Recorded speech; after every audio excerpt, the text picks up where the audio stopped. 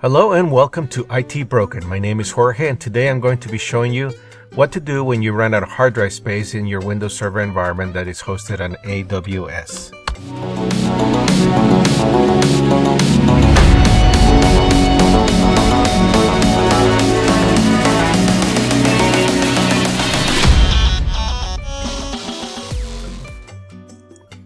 So just to confirm, this video assumes that you are using a Windows Server that is hosted on an Amazon EC2 AWS instance. It also assumes that you know the basics in accessing AWS and Windows Server. If you don't, or you get stuck somewhere in this video, just drop a comment below and if I can help you, I will. Alright, let's get started. So first, here I am in AWS and I'm going to start my Windows Server instance. So I'm going to click on it here and go ahead and start instance. So while this is starting, some background.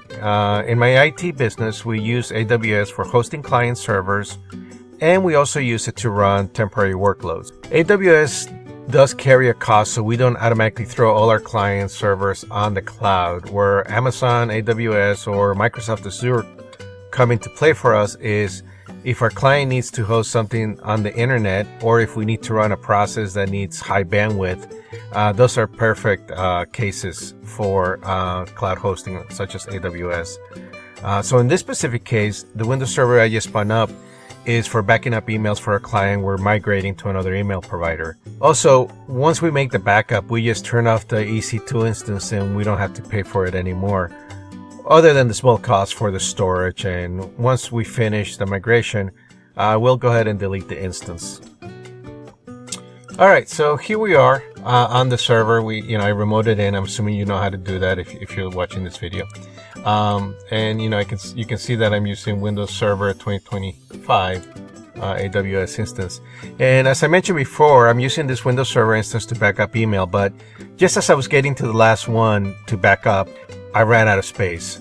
So here, let's go into Explorer so you can see what I'm talking about. Alright, you can see the red line there. You can see I'm pretty much out of space. So next step here is to go ahead and increase the space. First I have to go into AWS and do that. But although we can technically expand the space in AWS while this virtual PC is running, since it is not a production server, I can be more cautious and shut it off and expand the hard drive. I'm sorry, expand the storage and then expands the hard drive. But you technically could do this while the server is running, but in this case I'm going to go ahead and shut it down. If you ever have that option, definitely shutting down is doing this while it's shut down is the best option. Okay, we'll go ahead and do that. Here we are back in the EC2 instance control panel in the AWS. So before I go ahead and expand the volume, what I'm going to do is actually make a backup and take a snapshot in case we have to revert back. So the way you do that, there's several ways to get to it, there's several ways of doing it.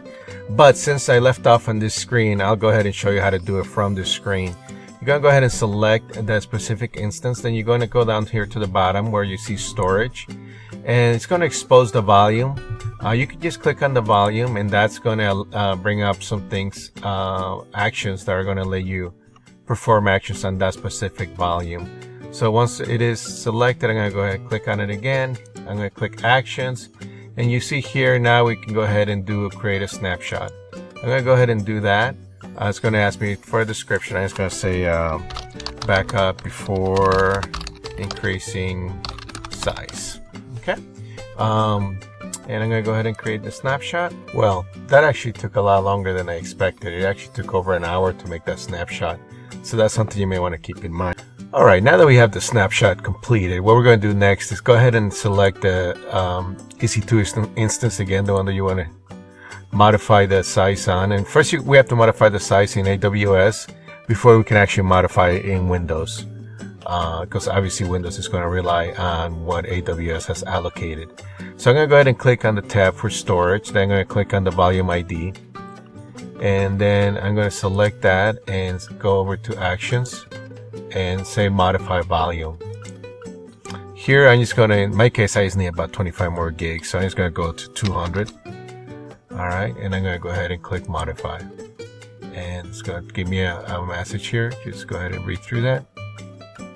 Okay, it's telling me about what I have to do in Windows, which is what I'm going to show you. So it's letting me know that's going to cost more. So that's something to keep in mind. So actually, we don't have to wait for the volume to complete optimizing after we change the size, because it may actually take over an hour for it to optimize. So we're going to go ahead and actually start the instance, and then we're going to go ahead into Windows as we did before. And this time we're going to go ahead and expand the volume within Windows. All right, so here we are back in Windows. And if we go into Explorer, File Explorer, we'll see that the storage size is still about 175. So the next order of business is we want to go ahead and right click on this icon and go to Disk Management. And here we're going to see the additional available space. And we're just going to right click on the to the left of it on the previous volume, because this is the one that we want to expand actually. So we want to go ahead and extend volume. It's going to look to the right. It's going to see that that's available. And we're going to go ahead and create a new volume size. Okay.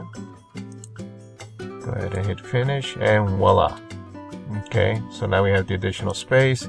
It happens instantly. If we go ahead and go look at the volume now, you can see it's approximately 200 gigabytes. Okay, so we have the extra space that we needed.